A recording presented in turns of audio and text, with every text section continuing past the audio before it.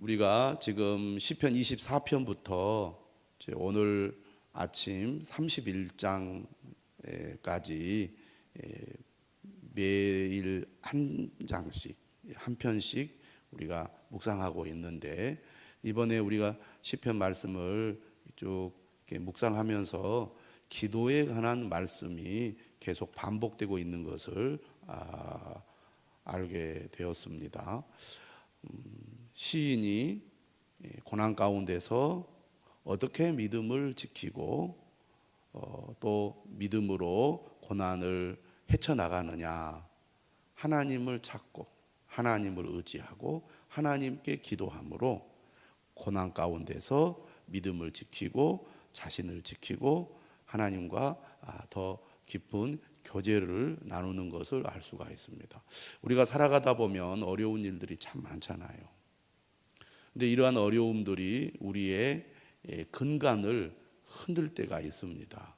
믿음 생활을 잘 하다가도 믿음에서 멀어지거나 또 하나님과의 관계가 깨지거나 우리의 삶에 근본적인 문제가 일어나는 경우들이 많이 있는데요. 믿는 사람들, 믿음의 사람들은 기도를 통해서 이러한 문제들을 이겨내고 극복해 가는 것을 볼 수가 있습니다. 기도는 우리의 신앙생활에서 절대 중요한 것이죠. 기도가 너무너무나 중요하다는 것을 우리는 늘 귀에 못이 박히도록 듣지만, 실제로 우리의 신앙생활에서 기도를 그렇게 절실하게 열심히 기도하는 삶을 살아가기가 사실은 또 쉽지 않습니다. 기도가 중요한데 기도를 꾸준히 잘하는 사람은 매우 적더라, 그 말입니다. 이유가 여러 가지가 있겠죠. 근데 오늘 본문에 보면 기도를 계속하지 못하게 하는 큰 이유 중에 하나를 오늘 본문은 우리에게 말해주고 있습니다. 오늘 본문 1절부터 2절까지 시인이 이렇게 하나님께 기도합니다. 여호와여, 내가 주께 부르짖으오니 나의 반석이여 내게 귀를 막지 마소서. 시인이 하나님께 기도하는데 하나님은 지금 그 기도에 곧바로 반응을 보이고 있느냐? 다시 말하면 하나님께서 우리가 기도한 대로 금방 응답해 주시고 우리의 기도를 들어주시느냐? 지금 그렇지 않고 있다는 겁니다. 하나님 앞에 간절히 기도하는데 하나님은 그 기도를 듣지 않고 계시는 것처럼 보이는 거죠. 한마디로 말하면 하나님께서 귀를 막고 계시는 것 같은 그런 느낌을 받고 있는 겁니다. 아무리 얘기를 해도 귀를 막아버리면 들을 수가 없잖아요. 내가 기도해도 하나님은 안 들으시는 것 같아요. 내 기도를 외면하는 것 같습니다. 시간이 지나도 하나님은 응답해 주지 않고 내 기도에 반응하지 않기 때문에 우리는 기도하다가 실망하게 되고 낙심하게 됩니다. 이것이 우리로 하여금 기도를 계속하지 못하게 하는 가장 큰 이유 중에 하나입니다. 기도한 대로 하나님이 응답해 주신다면 누가 기도하지 않겠습니까? 아마 믿는 사람이라면 다 기도할 거예요. 아마 안 믿는 사람들도 교회 가서 기도하면 하나님이 응답해 주신대, 모두가 다 응답을 받는데, 아마 그게 소문이 난다면 아마 수많은 사람들이 하나님 앞에 기도하러 교회로 나오게 될 것입니다. 그런데 안타깝게도 우리가 기도한 대로 하나님이 응답해 주지 않을 때가 너무너무나 많은 것이죠. 아무리 기도해도 하나님께서 응답해 주지 않는 거예요. 다시 말하면 아무리 문을 두드려도 문을 열어주지 않을 때 우리는 어떻게 됩니까? 문이 안 열리나 보다 라고 생각하고 더 이상 문을 두드리지 않겠잖아요. 그런 경험들이 우리로 하여금 계속해서 기도하지 못하게 만든다는 것입니다. 그러니까 오늘 1절 하반절에도 이렇게 얘기하죠. 주께서 내게 잠잠하시면 내가 무덤에 내려가는 자와 같을까 하나이다.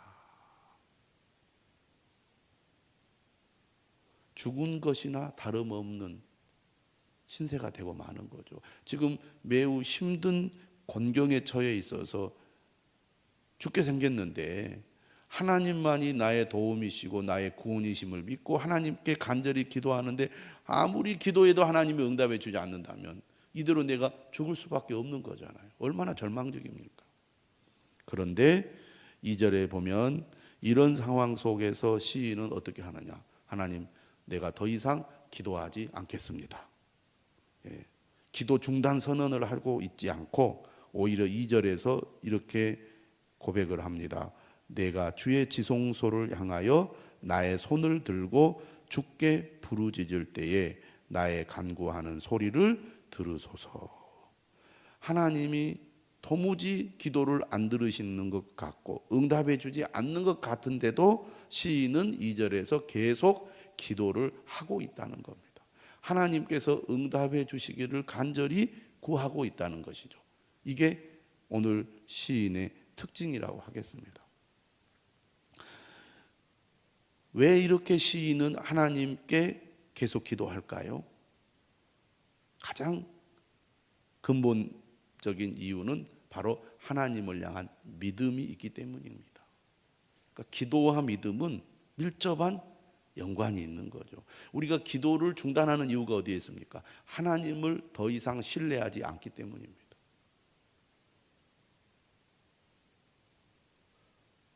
예수님께서도 기도 응답에 관한 말씀을 여러 차례 하셨습니다. 예수님의 말씀 가운데에도 기도가 매우 중요하게 다루어지고 있어요. 우리가 진정으로 믿음의 삶을 살아가기 위해서 기도는 너무너무나 중요하다는 겁니다. 예수님께서 누가복음 18장 1절에서 무슨 말씀을 하셨냐면 항상 기도하고 낙심하지 말아야 된다고 가르치고 있습니다. 자, 예수님의 이 말씀에는 무엇이 내포되어 있습니까? 우리가 기도할 때 하나님이 금방 응답해 주지 않을 때가 많이 있다는 거예요. 그러니까 낙심하겠죠. 기도한 대로 응답이 되면 낙심할 일이 뭐가 있어요? 오늘 하나님께 기도하면 오늘 밤에 하나님이 응답해 주실 거야. 얼마나 신이 나겠습니까? 아무리 기도해도 응답해 주지 않으니까 낙심하게 되는 겁니다. 그런데 예수님은 기도하다가 낙심하는 사람들을 향하여 항상 기도하고 낙심하지 말아라. 그런 어려움 가운데 있더라도 항상 기도해야 된다. 낙심하게 되면 기도를 중단하게 되니까 낙심할 만한 상황 가운데서도 기도를 중단해서는 안 된다라고 말씀하고 있는 겁니다. 그러면서 예수님께서 과부와 재판관의 비유 얘기를 하시잖아요. 재판관, 불의한 재판관이 과부를 향하여 혼자 이런 얘기를 합니다. 이 과부가 나를 번거롭게 하니 내가 그 원한을 풀어주리라. 번거롭게 한다는 것은 들어줄 때까지 계속 요청하고 또 요청하고 요청한다는 겁니다. 과부는 당시에 힘이 없는 사람이죠. 이 사람은 돈도 없고 백도 없고 아무것도 없는 사람인데 오직 한 가지 재판관에게 찾아와서 원한 좀 풀어주세요. 또 찾아와서 원한 좀 풀어주세요. 계속 반복해서 들어줄 때까지 찾아가는 거죠. 이 얘기를 예수님께서 하시면서 누가복음 18장 7절에서 무슨 얘기를 하십니까? 하나님께서 그 밤낮 부르짖는 택하신 자들의 원한을 풀어주지 아니하시겠느냐? 그들에게 오래 참으시겠느냐? 그러니까 우리가 생각할 때는 하나님이 응답하지 않으신 것 같고 들어주지 않는 것 같지만 하나님의 때에 응답이 일어난다는 겁니다. 우리가 이러한 비슷한 경험들을 할 때가 있죠. 변화가 일어나지 않는 일을 계속하는 것처럼 힘든 일이 없습니다. 학생들의 예를 들어본다면 영어를 공부하는데 영어 실력이 금방 늘지 않아요. 그래서 많은 학생들이 영어를 하다가 포기를 합니다. 아무리 공부해도 드디어 내가 경지에 올랐다. 이제는 외국 사람이 말하는 것도 알아들을 것 같고 내가 그 사람의 질문이나 얘기에 답변할 수 있을 정도로 이제 내가 영어를 자유롭게 할 수 있는 실력이 되었구나. 그렇게 말하기가 쉽지 않다는 거예요. 아무리 영어를 공부해도. 그러다 보니까 포기하는 거죠. 그런데 꾸준히 영어를 공부를 하다 보면 어느 순간에 갑자기 귀가 트이고 말이 트이는 그런 경험을 하게 된다고 영어를 정복한 사람들의 얘기를 우리가 듣잖아요. 근데 많은 사람들이 거기까지 도달을 못하는 거예요. 그래서 도달하기 직전에 포기해. 그러니까 시간은 많이 투자하고 많은 노력을 기울였음에도 불구하고 일정한 목표에 도달을 못하게 되거든요. 근데 기도 생활도 그러는 경우들이 많다고 말해요. 그러니까 끝까지 포기하지 않고 신뢰하면 된다는 거죠. 영어 공부도 날마다 하라고 그래요. 날마다 쉬지 말고 일정 시간을 꼭 해라. 빼뜨리지 말고. 근데 그것을 지속적으로 하기가 쉽지 않습니다. 근데 그것을 꾸준히 한 사람이 어느 시점에 도달하면 자신이 변화된 그 사실을 스스로 이렇게 알게 되는데 기도도 그런 경우들이 많다고 말입니다.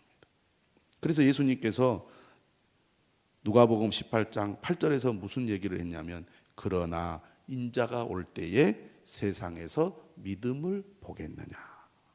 그러니까 기도와 믿음은 밀접한 관련이 있는 겁니다.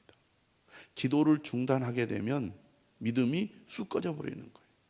그런데 하나님이 응답해 주지 않으니까 답답하고 하나님이 응답해 주지 않으니까 실망스럽고 하나님이 응답해 주지 않으니까 마음이 흔들려도 계속 기도하다 보면 믿음이 쑥 꺼지지 않고 믿음이 계속 나를 붙잡아 주는 것처럼 믿음 안에 거하는 나 자신을 느끼게 된다는 겁니다. 그래서 기도와 믿음은 밀접한 관련이 있어요. 상호작용을 하는 거예요. 기도할수록 믿음은 유지되고 강화되고 또 믿음이 강화되고 유지될수록 기도는 강력한 힘으로 나타나는 것입니다.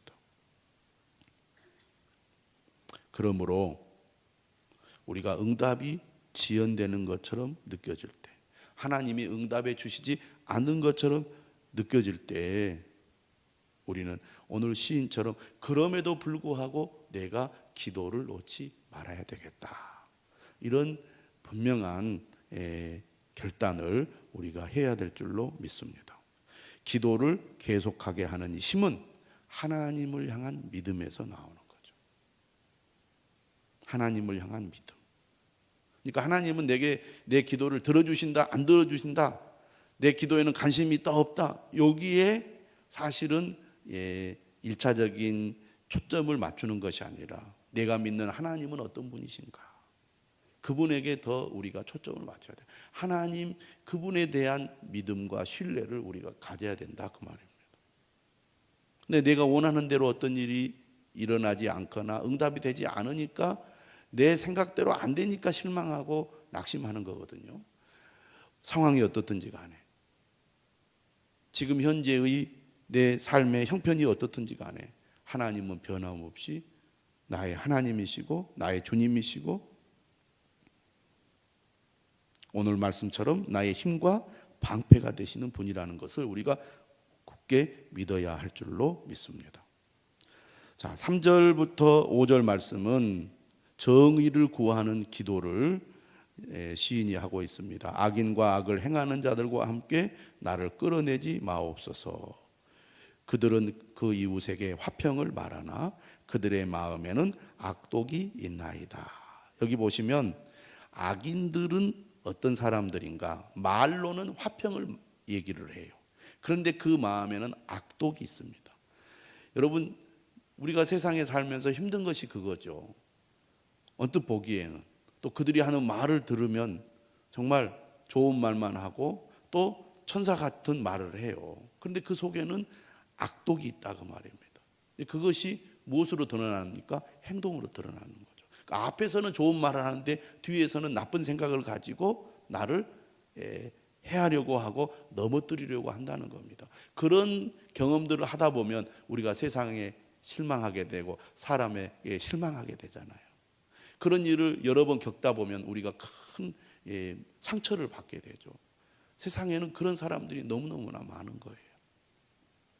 그런 세상 속에 살다 보면 우리가 또 그런 경험을 하다 보면 우리가 어떤 생각을 하게 됩니까? 나도 보복하리라, 나도 똑같이 하리라, 이렇게 된다 그 말이에요. 그러니까 우리가 세상에 살면서 이리 치고 저리 치다 보면은 우리 마음이 어떻게 돼요? 악해져서 나도 다른 사람들에게 그런 행동을 하려는 유혹을 받게 돼요. 나만 당하지 않으리라, 이런 거 있잖아요. 근데 오늘 기도는 이제 몇 가지를 생각하게 되는데요. 무엇을 생각하게 되냐면 하나님 앞에 기도하고 믿음으로 살아가는데 하나님은 응답해 주지 않고 상황은 나아지지 않아요. 그러면 우리가 어떤 유혹을 받게 되기 쉽습니까? 죄악에 대한 유혹을 받게 되는 거예요. 나도 남을 속이고, 나도 거짓말을 하고, 나도 나쁜 방법으로 살아야 되겠다, 이런 생각들을 하게 되겠잖아요. 그러니까 시인은 무슨 기도를 하느냐? 하나님, 내가 지금 힘든 상황, 고난의 상황에 있지만 나쁜 생각하지 않게 해달라. 악한 길로 가지 않게 해달라. 하나님이 미워하는 죄악의 길로 가지 않도록 하나님 나를 도와주십시오. 그러니까 기도는 우리로 하여금 고난 가운데서도 어려움 가운데서도 죄악의 길로 가지 않도록 막아주는 그런 역할을 하는 거예요. 에라 모르겠다, 세상 뜻대로 안 되니 나도 막 나가자, 막 살자, 이렇게 우리가 삐뚤어질 수 있거든요. 그러니까 신앙생활 하다가 정말 하나님이 나를 사랑하지 않는 것 같고 이 믿음이라는 것이 별것도 아닌 것 같은 부정적인 생각이 들면 나도 이제는 삐뚤어질 거야, 그런 생각을 한다고 말해요. 그런데 기도하는 사람은요, 어려움 가운데서도 그런 죄악된 생각, 죄악된 마음, 죄악된 행동으로 나가지 않도록 하나님이 나를 붙잡아 주시는 거죠. 우리 스스로 이 세상에서 나를 지키고 믿음을 지키고 또 죄악으로부터 내가 죄악에 빠지지 않도록 할 수 있는 능력이 우리에게는 부족하죠. 그런데 기도하면 그런 힘을 얻는 것입니다. 기도는 악에 빠지지 않도록 돕습니다. 뿐만 아니라 이 3절에서 5절의 기도는 무엇을 얘기합니까? 이런 악한 자들에 의해서 시인이 고난을 겪고 있는 거예요. 하나님이 내 기도를 안 들어주시면 저 악한 자들에 의해서 나도 망하게 되지 않을까 걱정이 되는 겁니다. 그래서 간절하게 기도하는 거예요. 하나님께서 저 악한 자들을 벌하여 달라고, 심판해 달라고. 그래서 하나님의 공의가 드러나게 해달라고 기도하고 있는 것입니다. 이처럼 기도는 우리가 응답이 없을지라도 하나님의 응답이 나타나지 않는 그 순간에도 기도는 우리에게 너무너무나 중요하다는 것을 우리가 꼭 알아야 할 것입니다. 6절은 다시 분위기가 바뀌고 있죠. 여호와를 찬송하며 내 간구하는 소리를 들으심이로다. 여호와는 나의 힘과 나의 방패이시니 내 마음이 그를 의지하여 도움을 얻었도다. 그러므로 내 마음이 크게 기뻐하며 내 노래로 그를 찬송하리로다. 우리가 시편에서 흔히 보는 고백이고 찬양입니다. 고난 가운데서 기도하는 사람이 그 기도의 끝은 절망과 낙심이 아니에요. 항상 찬양과 감사로 기도가 마무리되고 있다는 겁니다. 이게 기도의 큰 유익이고 복이라는 겁니다. 기도하면 하나님이 은혜를 주세요. 기도하면 고통과 아픔과 슬픔과 불안과 두려움에서 나를 건져주세요. 그래서 기도하면 마음이 평안해집니다. 기도하면 힘이 나요. 기도하면 기쁨이 생긴다 그 말입니다. 우리가 신앙생활 하다 보면은요, 늘 마음이 불안하기도 하고 어떤 일이 뜻대로 되지도 않기도 하고 이런 악한 사람들에 의해서 내가 어려움을 겪다 보니까 내 마음이 불안하거나 내 마음이 흔들리거나 내 마음이 잘못된 방향으로 가기가 쉬워요. 그러다 보면 믿음의 사람들이 어떤 모습을 보입니까? 신앙에 흔들리는 모습, 그래서 기복이 심해진다 그 말입니다. 할렐루야 찬양하다가 막 죽을 것처럼, 세상이 무너질 것처럼 그런 이 말과 표정과 태도로 막 걷잡을 수 없이 흔들리는 모습을 보이는 경우가 얼마나 많이 있습니다. 그러니까 누구나 우리가 믿음으로 살지만 마음 한구석에는 뭔가 불신앙적인 생각들이 늘 우리 안에 있어요. 완벽하게 나는 한 점의 의심도 없이 완전 무결하게 나는 순수한 믿음으로 하나님만 바라봅니다. 그럴 사람이 어디가 있어요? 아무도 없다고 말해요. 믿음으로 나아가지만 한편으로 의심이 생기고, 믿음으로 나아가지만 내 안에 불신앙적인 생각들이 늘 끊임없이 우리 안에 생겨나고, 그것이 우리의 마음을 흔들어 놓는 것이 인간의 본성이다 그 말입니다. 그런데 기도하면 그러한 것들을 물리쳐 주시는 거죠. 그래서 기도는 신앙의 기복을 줄이는 매우 효과적인 방법이에요. 그러니까 힘들다고 기도하지 않게 되면 더 힘들어져, 신앙적으로 더 흔들립니다. 기도하지 않으면 조금 나아졌다가 다시 또 막 땅바닥으로 떨어졌다가 조금 또 나아졌다가 또 땅바닥으로 떨어졌다가 막 요동을 치죠. 얼마나 힘들어요, 그런 삶을 사는 것 자체가. 근데 기도하면 하나님께서 우리로 하여금 이런 흔들리지 않도록 우리를 붙잡아 주는 거죠. 기도는 우리에게 기쁨을 줍니다. 기도는 우리를 예배자로 서게 해 주시는 거예요. 저는 우리 모든 성도들이 이러한 믿음을 가질 수 있기를 바랍니다. 내 마음이 크게 기뻐하며 내 노래로 그를 찬송하리로다. 기도가 중요한 것입니다. 늘 깨어서 기도하는 사람, 기도에 게으르지 않은 사람은 이러한 은혜를 경험하게 될 줄로 믿습니다. 마지막 8절에서 9절은 공동체를 위한 중보기도예요. 자, 우리가 이번 주 시편 말씀을 보면서 그 특징을 보니까 개인적인 체험, 개인적인 신앙 체험이 개인으로 끝나지 않고 공동체를 위한 방향으로 나가는 것을 보게 돼요. 내 믿음을 나 혼자 간직하지 않고 함께 나누고 함께 하나님을 믿는 믿음으로 나아가도록 그렇게 요청하는 것을 보게 됩니다. 그래서 오늘 본문에도 보면 8절에 여호와는 그들의 힘이시오. 1절부터 7절까지는 다 나라고 되어 있잖아요. 나. 그런데 8절은 그들의 힘이시오 그의 기름 부은 받은 자의 구원의 요새이시로다. 이렇게 말하고 있어요. 하나님은 나 혼자만의 하나님이 아니라는 거죠. 하나님은 우리 모두 믿음의 공동체 모두의 하나님이 되시는 분이시다. 그래서 내가 하나님께 기도하고 하나님의 은혜를 체험하고 하나님과 교제하는 가운데 누리는 기쁨과 감사, 찬양, 이러한 것들이 나 혼자만의 경험으로 그치지 않고 이것을 성도들과 함께 나눔으로써 우리 모두의 믿음이 되도록 그렇게 하고 있는 것을 보게 됩니다. 그리고 9절은 이렇게 말하죠. 주의 백성을 구원하시며 주의 산업에 복을 주시고 또 그들의 목자가 되시어 영원토록 그들을 인도하소서. 다시 말하면 지금 성도들을 위해서 중보 기도하고 있습니다. 은혜를 체험할수록 또 기도에 힘쓸수록 그 기도가 나만을 위한 기도로 끝나지 않고 공동체를 위한 기도, 성도들을 위한 기도로 나아가게 된다는 것입니다. 그래서 기도하는 사람, 기도의 일꾼들은 어떤 사람들입니까? 다 중보 기도하는 사람들이에요. 그래서 기도를 열심히 하는 사람들 얘기를 들어보면 자기 기도보다 누구 기도를 많이 해요? 교회를 위해서, 성도를 위해서 기도를 많이 해요. 처음에 기도할 땐 내 기도하기도 바빠. 내 문제를 위해서 기도하는 것도 지금 힘들어요. 그런데 계속 기도하는 사람들은요, 오히려 자기 기도보다는 교회를 위해서, 공동체를 위해서, 하나님 나라를 위해서 더 많이 기도를 해요. 그래서 그런 분들 얘기를 들어보면 제가 새벽에 30분을 기도하는데요, 저를 위해서 기도하는 것은 1분도 하지 않았어요. 끝날 때 잠깐 저를 위해서 기도해요. 왜? 중보 기도하는 시간이 부족하니까. 그런데도 하나님이 그런 기도자에게 은혜를 주시는 거죠.